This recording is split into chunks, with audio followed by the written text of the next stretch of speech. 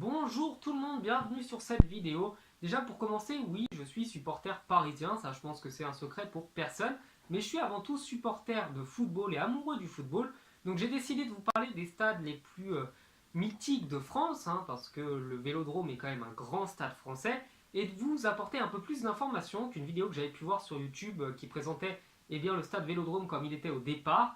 Donc j'ai décidé d'essayer de vous apporter un peu plus de connaissances et j'espère que la vidéo plaira à tout le monde. Donc le stade Vélodrome a commencé à être construit par Henri Ploquin, qui était l'architecte, le 28 avril 1935. Je pense que la plupart des supporters marseillais le savaient, et n'a été ouvert qu'en 1937, donc à l'avant-guerre, et il fut dès son ouverture un des plus grands stades français. Et d'ailleurs, la petite précision qui est assez marrante, c'est que le stade Vélodrome a été construit par un Parisien, puisque Henri Ploquin, dont je viens de vous parler, était un architecte parisien qui a eu le projet du stade Vélodrome, puisque dans les années 30, Marseille voulait se doter d'un grand stade de football, mais avait refusé déjà plusieurs projets qui étaient jugés beaucoup trop onéreux.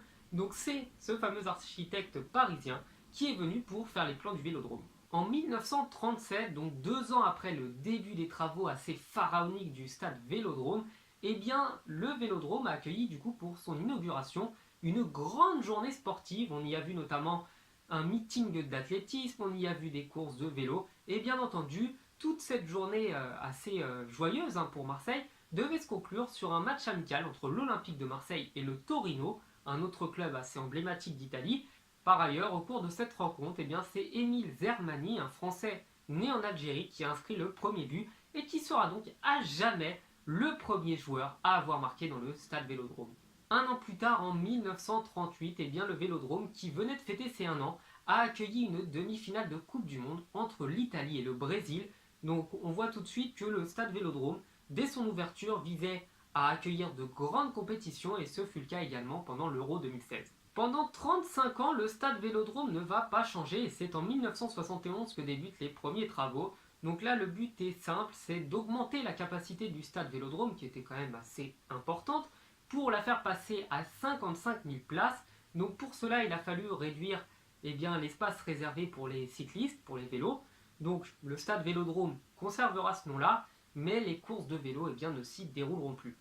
Une douzaine d'années plus tard, en 1983, et en prévision de la Coupe d'Europe 1984, le stade Vélodrome est à nouveau rénové, à nouveau amélioré, perfectionné, bref, mettez les verbes que vous voulez, et les supporters marseillais ainsi que les joueurs se retrouveront pendant 1 an dans le tout premier stade marseillais, appelé le stade de Luvone. Sous l'ère du mafieux Bernard Tapie dans les années 80-90, le stade va à nouveau changer, va effacer totalement la piste cyclable dont il ne restait qu'un petit morceau pour permettre d'accueillir encore plus de monde, et l'OM du coup fera partie de ces grands stades accueillant la Coupe du Monde 98 remportée par la France. Enfin, les derniers travaux de rénovation commenceront à partir de 2010, puisque le stade Vélodrome ne répondait pas au cahier des charges de l'UEFA pour accueillir des rencontres de Coupe d'Europe, et ainsi le stade, après les travaux, passera de 60 000 à peu près 60 000 places, dont l'affluence record sera battue au cours du mois de février 2017 contre le Paris Saint-Germain, et le stade Vélodrome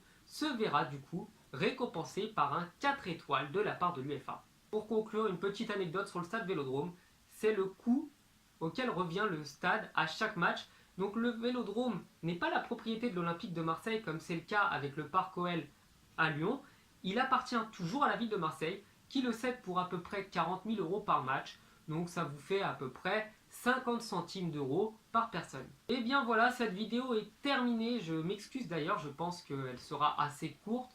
J'ai essayé, tant bien que mal, de vous apporter le plus d'informations possible. N'hésitez pas à me demander en commentaire à parler d'autres stades, je le ferai avec vraiment un grand plaisir. Donc n'hésitez pas à me suivre, à me parler et à venir me dire des choses sur les réseaux sociaux. Je vous les mettrai en description. Et je vous dis à la prochaine. Ciao.